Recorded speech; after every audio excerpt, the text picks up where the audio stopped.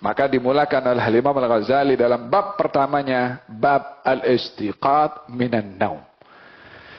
yakni untuk kita dapat merealisasikan ibadah kita kepada Allah dengan melakukan yang diperintahkan yang wajib dan yang sunnah, meninggalkan yang haram ataupun yang syubhah, maka hendaklah kita mengatur waktu kita mulai daripada bangun tidur sampai kita tidur balik.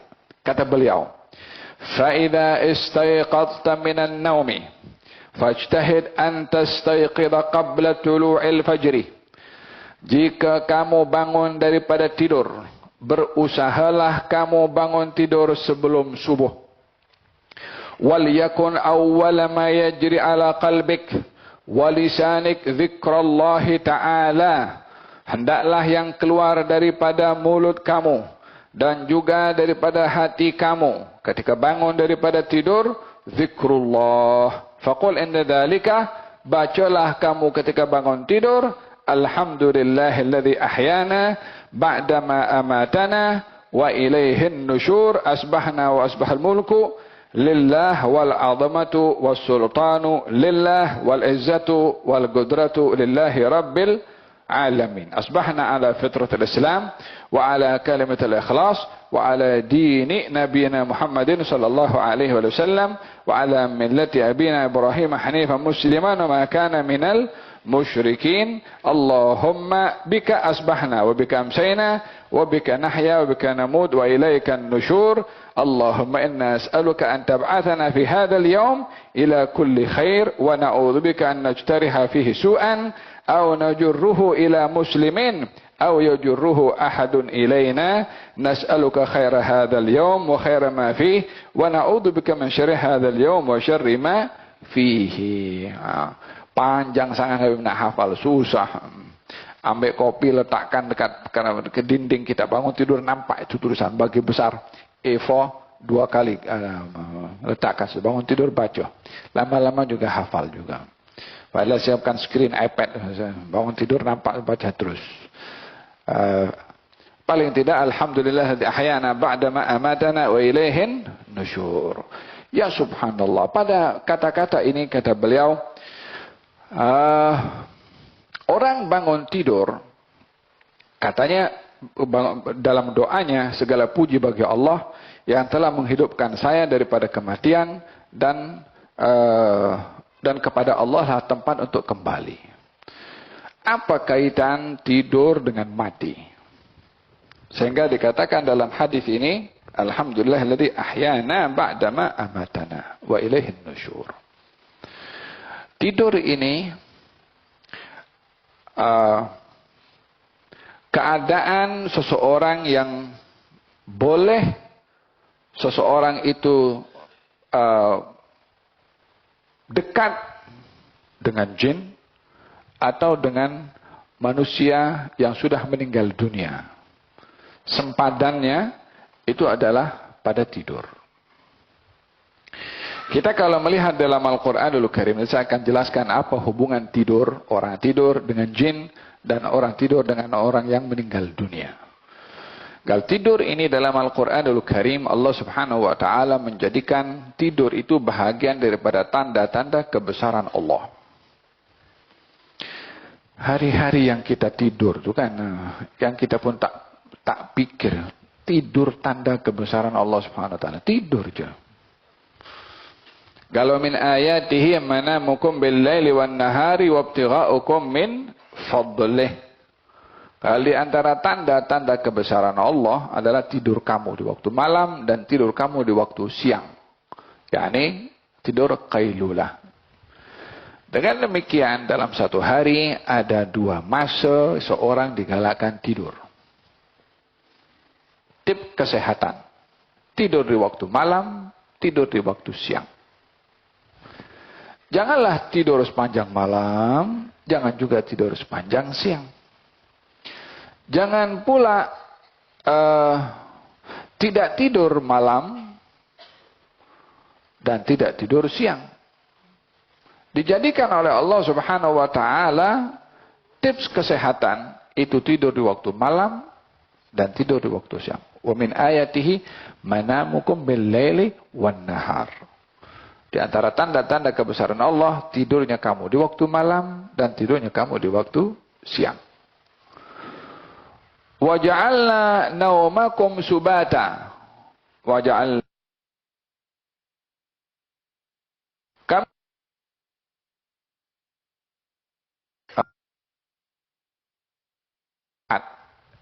tidur rehat ini di waktu malam. Jadi kalau orang malam tidak tidur, walaupun dia tidur siang sepanjang masa dia tidur malam 8 jam, dia tetap tak dikatakan rehat kalau tidak menjadikan tidurnya di waktu malam. Karena Allah Subhanahu wa taala letakkan tidur yang rehat itu di waktu malam. Loh, tidur siangnya untuk apa? Tidur siang ini, kata Imam Al-Ghazali ada mengatakan, atau Imam Al-Haddad juga ada mengatakan, orang tidur siang, qailulah, itu adalah untuk bersiap sedia bangun malam. Yani energi untuk bangun malam itu disimpan pada tidur waktu qailulah. Sehingga dikatakan kalau orang tidur qailulah, tidak bangun malam, umpama orang bersahur tak berpuasa. Jadi tidur qailulah tujuannya untuk bangun malam. Kalau tidur malam untuk rehat. Jadi ada fungsi pada tidur di waktu malam dan ada fungsi pada tidur di waktu siang. Demikian aturan yang Maha menciptakan tidur. Jadi ada aturannya, jangan dibalik. Faham tom? Kalau diubah maka akan tak mendapat apa hikmah yang diletakkan oleh Allah pada tidur tersebut. Hada firman Allah Subhanahu wa taala. Kemudian dijadikan oleh Allah Subhanahu wa taala tidur ini sebagai keadaan yang seseorang boleh berinteraksi di dalamnya. Dalam tidur. Qala Allahu yatawaffal anfusa hina mautiha wallati lam tamut fi manamiha. Kalau Allah yang mematikan nyawa seseorang hina mautiha, ketika datang ajal, wallati lam tamut fi manamiha, dan terkadang juga Allah Subhanahu wa taala mematikan di waktu tidur, tetapi kalau tidak ditentukan mati dia boleh bangun. Tapi kalau dalam tidurnya ditentukan mati, ya inna lillahi wa inna ilaihi raji'un, dalam tidurnya tak akan bangun. Dikatakan dalam ayat ini tentang tidur yang kaitannya dengan mati, bahwa karena kedekatan hubungan antara orang yang tidur dengan alam barzakh. Dengan alam barzakh. Oleh sebab itu dikatakan al-naumu akhul maut. Tidur itu saudaranya mati. Oleh sebab itu digalakkan dalam syariat kita, kalau kita hendak tidur, disunahkan untuk kita berwudu. Logiknya, untuk apa kita berwudu? Pejam mata, batal kita punya wudu. Kan seakan-akan berwudu untuk batal wudu. Sementara tujuan wudu untuk kita menjaga supaya wudu itu tidak batal. Untuk apa kita berwudu? Melakukan sesuatu yang boleh membatalkan wudu, yaitu tidur. Tujuannya adalah agar supaya kalau tidur kita itu tidur yang terakhir, perpisahan kita dengan dunia ini adalah kita bersuci. Dalam keadaan berwudu, untuk tujuannya adalah mendapat innallaha yuhibbut tawwabin wa yuhibbul mutatahhirin. Allah itu suka kepada orang bertaubat dan suka kepada orang yang bersuci. Untuk mendapatkan sukanya Allah Subhanahu wa taala, karena mati itu perjumpaan dengan Allah. Bila sebelum tidur itu yang dia mati pada tidurnya berwudu, maka diharapkan wudunya itu menjadi wasilah untuk dia mendapat kasih sayang dari Allah Subhanahu wa taala. At-tahuru syatrul iman. Bersuci itu separuh daripada iman. Demikian sabda baginda Rasulullah SAW. Kaitannya tidur itu dengan alam arwah, dan tidur kaitannya dengan jin melalui mimpi. Kita di dalam hadis Nabi Muhammad sallallahu alaihi wa ala alihi wasallam ada beberapa hal yang terkait dengan mimpi dalam tidur itu dijadikan oleh Nabi sebagai sumber hukum. Untuk kita memahami bahwa mimpi ini tidak semuanya mimpi omong kosong. Ada mimpi yang ia bermakna sehingga dijadikan alasan oleh Nabi pada mimpi sebagai sumber hukum. Supaya orang tak main-main dengan mimpi. Ketika ada seorang bermimpi namanya Abdullah bin Zaid datang kepada Rasulullah. Ya Rasulullah, saya bermimpi kalau cara memanggil orang datang sholat itu dengan mengumandangkan azan. Dahulunya sebelum disyariatkan azan, belum ada cara memanggil orang untuk datang azan. Kata sahabat, ya Rasulullah, kita pakai lonceng saja. Katanya jangan, lonceng menyerupai orang-orang Kristen. Oh, kalau begitu kita pakai trompet. Katanya jangan, itu menyerupai orang-orang Yahudi. Sampailah ada seorang namanya Abdullah bin Zaid mengatakan kepada Rasulullah, ya Rasulullah, saya bermimpi kalau cara memanggil azan, cara memanggil manusia salat dengan mengumandangkan azan. Allah Akbar, Allah Akbar, Allah Akbar, Allah Akbar, sampai akhirnya. Maka Nabi mengatakan, ajarkan kepada Bilal. Dan disuruh Bilal naik untuk mengumandangkan azan. Di sini disyariatkannya azan untuk memanggil orang salat melalui mimpi seseorang yang diberitahukan kepada Rasulullah sallallahu alaihi wasallam.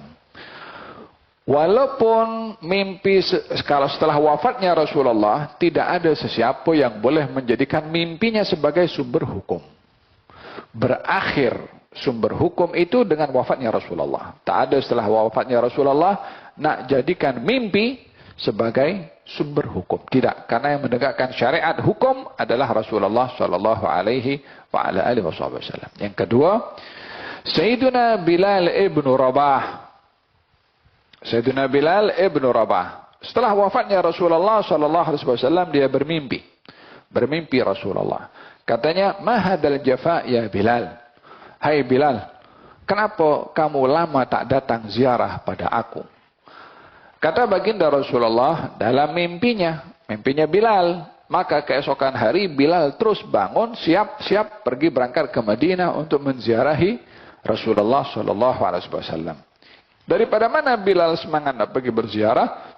Mimpi Rasulullah, walaupun Rasulullah sudah wafat pada ketika itu, dijadikan mimpi itu sebagai hal yang benar oleh Bilal sehingga beliau pun pergi menziarahi Rasulullah sallallahu alaihi wa ala alihi wasallam. Hadza mimpinya Bilal. Terdapat mimpinya Al-Imam Asy-Syafi'i bermimpi kepada akan imam. Ini mimpinya Imam Syafi'i terhadap Rasulullah sallallahu alaihi wasallam. Katanya baginda mengatakan kepada Imam Syafi'i dalam mimpinya. Ini dalam Manaqib Al-Imam Syafi'i diceritakan.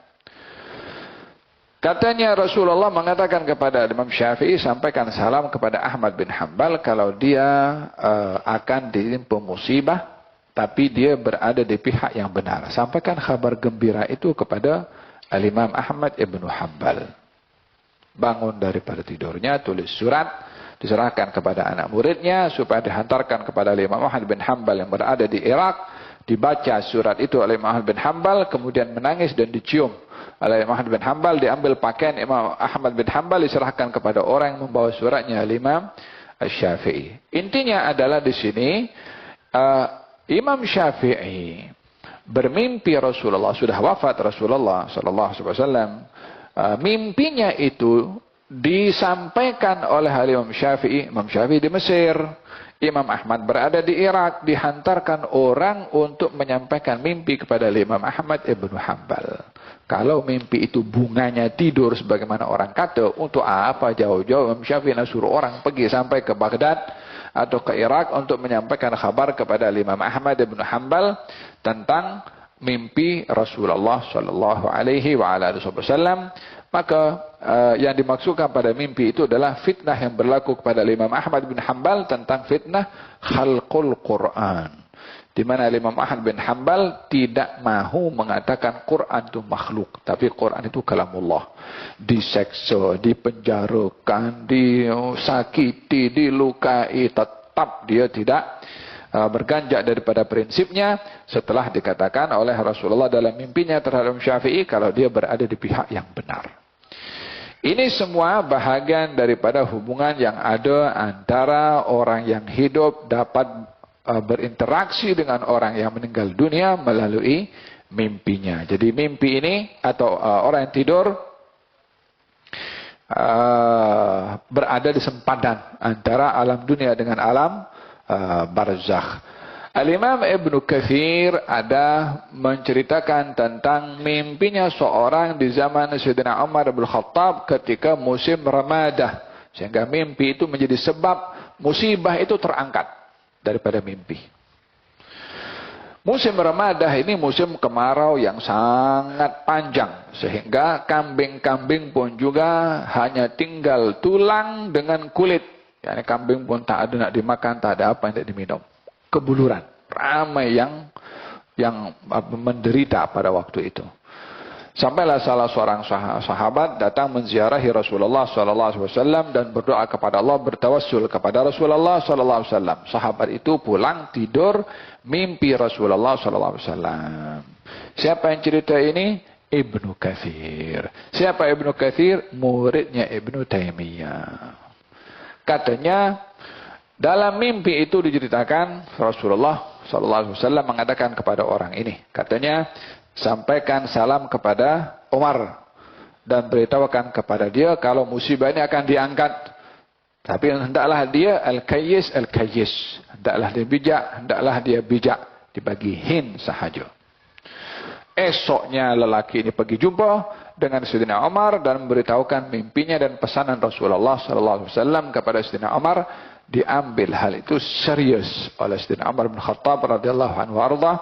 Kesimpulannya dia ambil Sayyidina Abbas bin Abdul Muttalib, dipegang tangannya dan berdoa kepada Allah Subhanahu wa taala. Kalau dahulu kami berdoa ketika Rasulullah ada, meminta tolong Rasulullah berdoa. Tapi kalau Rasulullah sudah tidak ada, maka kami berdoa dengan bertawassul dengan ahli keluarga Rasulullah sallallahu alaihi wasallam. Maka berdoalah Sayyidina Abdullah bin Abbas, kemudian turunlah hujan dan musibah diangkat oleh Allah Subhanahu wa taala. Apa sebabnya? Melalui mimpi seorang lelaki tadi yang melihat Rasulullah SAW. Dan kesimpulannya adalah mimpi ini bahagian daripada cabang wahyu. Baginda Rasulullah bersabda, kalau wahyu ini ada 40 cabang lebih.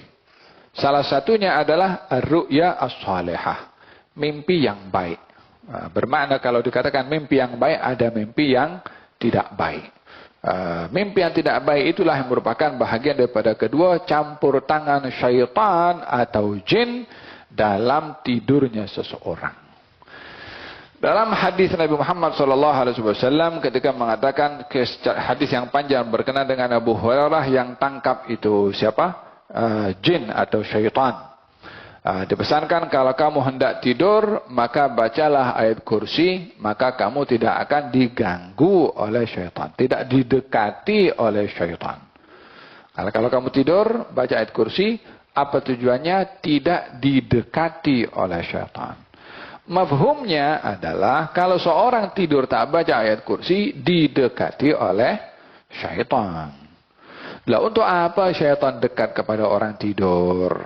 Kalau bukan untuk mengganggu, kalau bukan untuk melakukan perkara yang tak elok. Ada kalanya gangguan itu daripada mimpi, ada kalanya gangguan itu boleh bersifat fisikal. Kadang-kadang orang itu macam ada yang menyentuh, ada walhasil macam-macam orang diganggu oleh syaitan atau oleh jin. Kalau dia ketika hendak tidur tidak berwudu atau tidak membaca ayat Al-Kursi. Ini sejauh mana pengaruh orang tidur dengan kaitannya dengan alam barzakh ataupun dengan jin atau syaitan yang mengganggu kepada orang tersebut. Nah, ada kata beliau mengatakan kalau bangun daripada tidur maka hendaklah dia membaca doa yang dibacakan tadilah. Alhamdulillahilladzi ahyana ba'dama amatana wa ilaihi an-nusyur. Naam. Kemudian kata beliau Imam Al-Ghazali membahaskan berkenaan dengan orang yang berbeda. Imam Ibnu Katsir juga ada menyebutkan, Imam Ibnu Katsir, antara orang yang sudah meninggal dunia dan orang yang masih hidup. Masa keduanya yang sampai hidup, mereka ini the best friend. Orang yang punya hubungan yang cukup rapat. Katanya satu dengan yang lain bagi tahu. Siapa saja pergi dulu, coba cari tahu keadaannya di alam barzakh macam mana. Kawan dengan kawannya.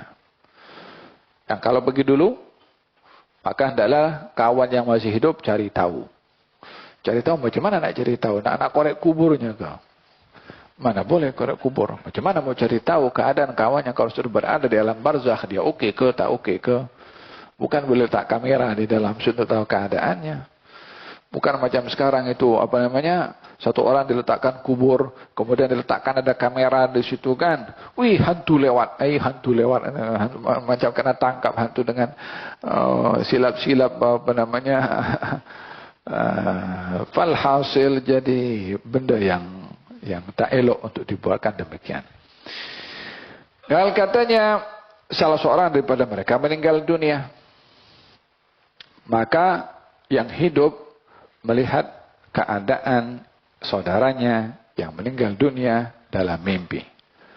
Ditanya, bagaimana keadaanmu di alam barzakh? Katanya, saya alhamdulillah selamat. Cuma ada kesan pada lehernya itu macam atau tanda sesuatu lah pada tubuh badannya. Katanya itu tanda apa? Yang di masa hidupnya tidak ada kesan itu. Katanya ini saya ada hutang kepada si fulan itu, saya belum bayar. Tapi saya sudah siapkan hutang itu nak bayar kepada dia, tak sempat nak bayar. Itu duit saya simpan di sini, di sini, di sini, bagi tahu kepada orang yang kawannya itu.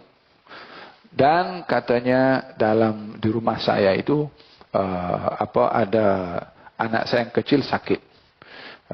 Kemudian sakitnya boleh membawa kepada kematian. Dan ada berlaku kucing juga mati di situ katanya. Ini yang bagi tahu orang yang mati, bagi tahu kepada orang yang hidup. Ada orang sakit dan kucing mati. Dan bagi tahu di mana simpan duit.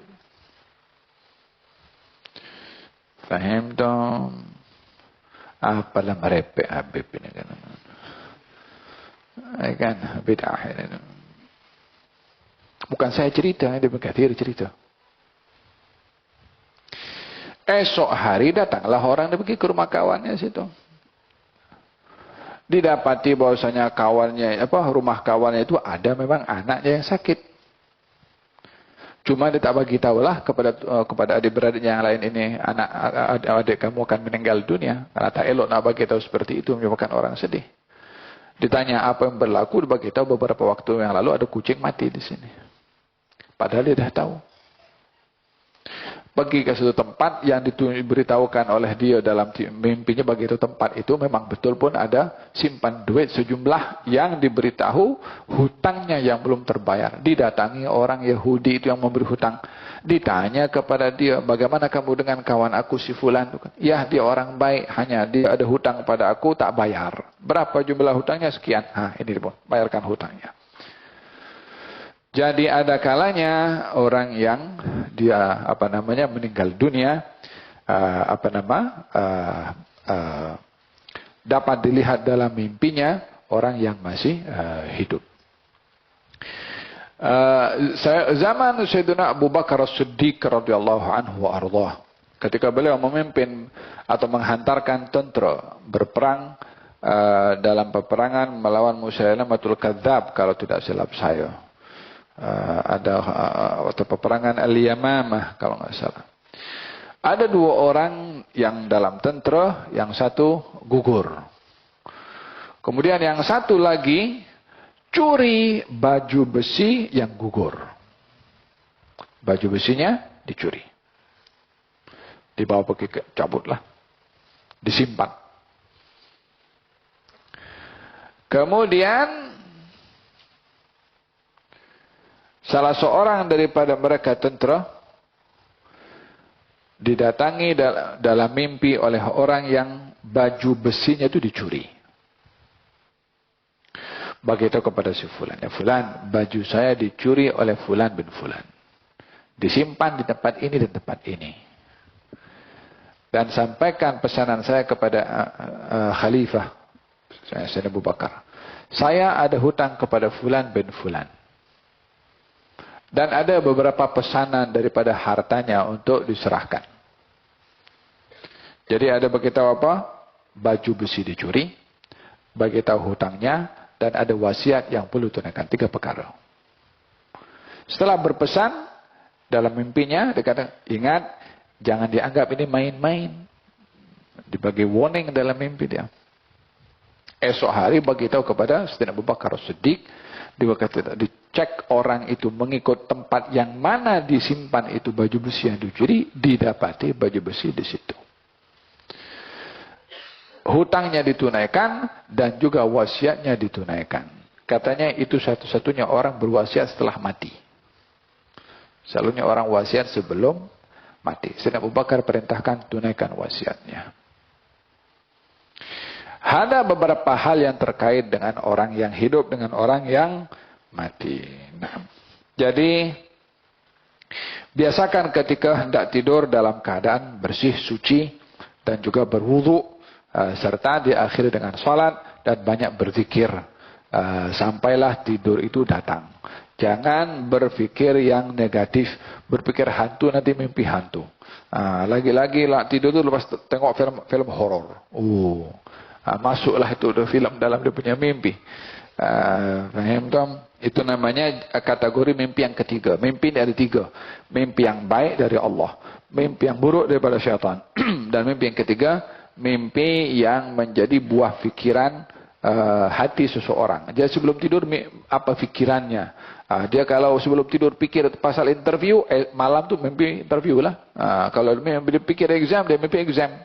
Kalau dia mimpi, kalau tidur dalam keadaan haus, mimpi minum air sejuk.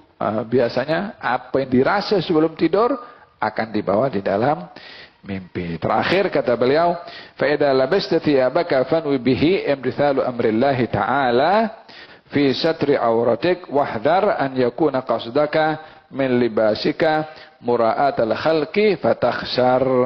Katanya, kemudian kalau kamu sudah selesai bangun dari tidur dan kamu ingin memakai pakaian, pakailah pakaian itu dengan niat untuk mentaati perintah Allah, yaitu menutup aurat. Tujuan kita berpakaian adalah menutup aurat. Kata bagian ke dalam Imam An-Nawawi ada menuliskan kitab azkar, dan kitab azkarnya kata orang nak buka baju, nak tukar baju, itu katanya hendaklah mengucapkan bismillahilladzi la ilaha illa huwa, yang ketika buka baju. Satru bainakum wa baina a'yunil jin bismillahilladzi la ilaha illa huwa. Yang menghalang pandangan jin daripada melihat aurat kamu ketika kamu buka baju adalah kamu membaca zikir bismillahilladzi la ilaha illa huwa. Itu yang menghalang pandangan daripada jin melihat kepada aurat manusia. Yang kedua adalah ketika memakai pakaian, berdoa kepada Allah Subhanahu wa taala, alhamdulillahilladzi kasani ma wari bihi sawati wa atajammalu fi hayati, atau alhamdulillahilladzi kasani hada wa razaqanihi min ghairi hawlin minni wala quwwah. Segala puji bagi Allah yang memakaikan kepada aku pakaian ini untuk aku menutup aurat aku dan berhias untuk diriku.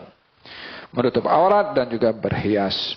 Dan hati-hati kamu daripada memakai pakaian adalah untuk riak, menunjuk-nunjuk pada orang. Hada akan menyebabkan dia bermaksiat dalam memakai pakaian. Sementara dia berpeluang untuk mendapatkan pahala taat dengan doa, dia berpeluang untuk mendapatkan maksiat dengan niat riak ketika berpakaian. Ini kan peluang untuk orang seorang mendapat pahala setiap hari pada saat pakai pakaian, buka pakaian ketika hendak tidur, bangun tidur, kalau mengikut adab-adab yang diajar oleh Nabi Muhammad sallallahu alaihi wa ala alihi wasallam. Mudah-mudahan Allah Subhanahu wa taala anugerahkan kita sentiasa melazimkan diri di dalam menjaga adab-adab junjungan Nabi Muhammad sallallahu alaihi wa ala alihi wa sahbihi wasallam. Amin Allahumma amin.